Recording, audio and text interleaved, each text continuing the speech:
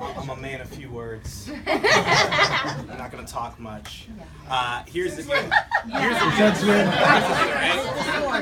He sends you all those texts. He sends you all the time. Oh, Chris. You know, I can tell he's obviously not drinking coffee in the back. There's no possible way. Because at the same time, double-digit recruiting is where it's at, right or wrong? Right.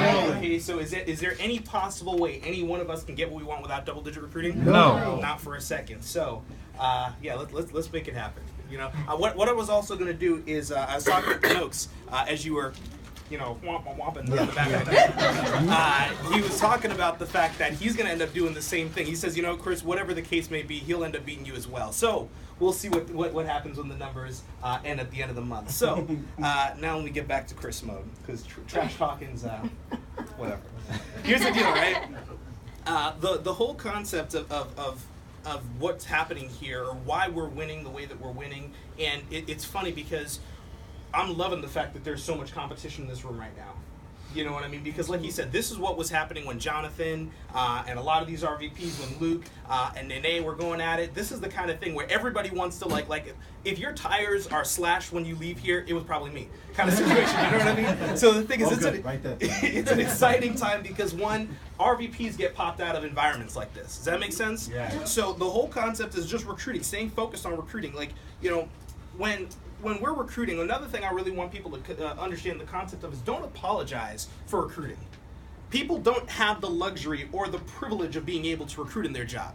So it sounds very foreign. It sounds very weird. Oh, you're in some recruiting thing where you go and recruit people? Yes, that's what I'm in. I'm involved in something where I can recruit and train a bunch of people, and when I, God forbid, pass away, my family is still taken care of. Yes, I'm in one of those recruiting things. Does that make sense? Mm-hmm. It's funny. I was with a person yesterday. I was on the phone with Luke. I met with a person, and they were all wound up about, you know, the fact of how fast we were trying to move, because I understand people have a shelf life. When I go on a fast track, or when I recruit somebody, or in a situation where I'm doing business, I want to get everything we possibly can get done right away. Yep. Because there may not be a next time when I have an opportunity to meet with you. Does that make sense? Yes. And it's funny, I was actually all like wound up. I'm talking to Jen like, man, she was like really upset. And then I thought about it, why am I apologizing for trying to get off to a fast start? I never need to feel bad about trying to put as much money in your pocket, getting as much results for you. What did you say? Right. Okay, there we go. As fast as possible. Does that make sense? So look, I'm not apologizing for it. We're not apologetic about the fact that we're going to be the only company that's going to be able to take you and help you get what you want. Mm-hmm. Does that make sense? Yeah. Absolutely. Okay, and the when I talk about recruiting and having a recruiting mindset, Panokes and I, it doesn't matter what it is that we're doing. Policy deliveries, we're recruiting. Referrals, we're recruiting. Securities, we're recruiting. Recruiting, we're recruiting. It doesn't matter what the situation is. The focus is recruiting. Who can we get, and how are we going to get you on our team? How are we going to help you get something going? So I remember back in the day, I always used to get referrals, and my focus was just being a sales guy. I'm going to get a referral, to get another referral, to get another referral, to write another sale. Now, every referral appointment I get on, we're recruiting people. We're recruiting people through referrals. So the focus is, how are we at 7? I'll be honest with you. I didn't even realize I feel like we're on top of it and knowing how many recruits we got. I had no clue that we actually hit 7. 7. There's one more in there. Okay, so the whole thing is, it's just like, how is this happening? Is because it doesn't matter what the situation is, where we're at. I'm prospecting, I'm pumping gas, I'm recruiting. Does that make sense? Yeah. So we're gonna have the biggest team.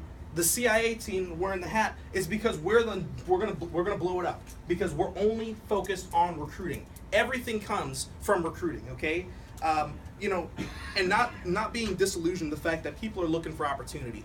I prospected this person. I spoke to her about a year or so ago, and then lost touch, and then have no idea how to get in touch. But I saw her paperwork. Called her up and I said, hey, what's going on? This is Chris. Wanted to have you come out and take a look at what we're doing in our office. And she says, oh, well, you know, it's been a year since since we spoke last, but sure, I'll talk to you. And then I was like, oh, well, you're in Boston. I'm thinking she's in Boston. She's gonna have a hard time getting out to the office. She showed up here. She's here today for an interview. Why? Because we're recruiting in everything that we do. And not thinking that people aren't looking for opportunity, thinking that people aren't going to want to take the trip, Because at the end of the day, it doesn't matter. Would it be worth driving an hour and a half for a $100,000 a year opportunity? Yeah. Would it be worth driving 4 hours for $1 million opportunity? Yep. So when someone says, I can't make it here, it's 20 minutes away, I had a bad night, what are we talking about? Right. Does that make sense? Yep. It's a mindset. Everything. People are talking about 6 inches between the eyes. It is a head thing. Primerica is a mental game. It has nothing to do with your ability of, if you can lift 400 pounds, doesn't matter. Are you mentally tough? Mm-hmm. All right. And all the stuff, I know Samuel asked the question, okay, Chris, what are you going to do? That's great, everything that you said, but what are you going to do about it? We are going to be one of the top personal recruiters in the hierarchy. That's what we're going to do. We're prospecting an obscene amount of people. We're talking to folks every day. We're focused. And our team, my wife, she's on it. My team, we're on it. We're not laying down. And one of those, they're talking about the 3 RVPs. That's great. We're going to be the first one. So people can talk about who's going to be an RVP. We'll be the first RVPs out of this hierarchy. So let's make it happen. Awesome. Yeah.